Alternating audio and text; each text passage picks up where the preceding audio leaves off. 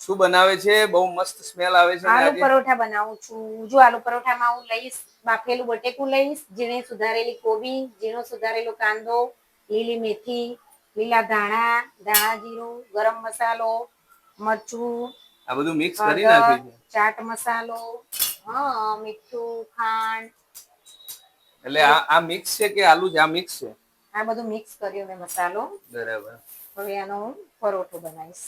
બરાબર.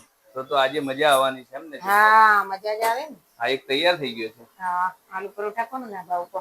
સરસ. જુઓ, ગણાઈને શું કરવું પડે ખબર છે?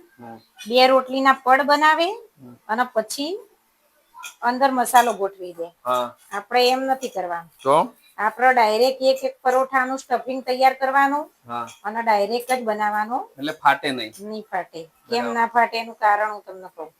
મસાલો થોડો થોડો બનાવીએ ને એટલે મસાલો ઢીલો ના થઈ જાય. બરાબર. પાણી ના છૂટે. બરાબર. એના લીધે થઈને પરોઠો ફાટે પણ નહીં. બરાબર. સમજ્યા? હા. તો આજે આ એક તૈયાર થઈ ગયો છે. હા, તૈયાર થઈ ગયો છે. હવે શું કરીશ આનું? બસ હવે આને હું વણીશ. બરાબર. આ રીતે લોહી તૈયાર કરી દઉં. બરાબર.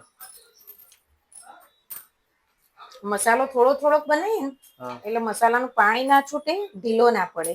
બરાબર. એટલે સ્ટફિંગ બહાર ના નીકળે અને પરોઠો ફાટે પણ નહીં. હવે આના હળવા હાથે વણી લેવાનો છે. બરાબર. આ ફાટતું નથી, એ તો વાત રાઈટ છે. ના ફાટે. બરાબર. આ તેલમાં બનાવવાના કે બટરમાં? જેમાં ખાવા હોય. હું તો તેલમાં જ કરું છું.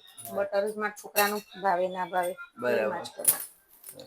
તો આ તૈયાર થઈ ગયું એમ ને? હા, બસ હવે હું આને ચડવી લઈશ. બરાબર. તો આ બધું એના માટે તૈયારી કરી છે? હા, એના માટે જ છે.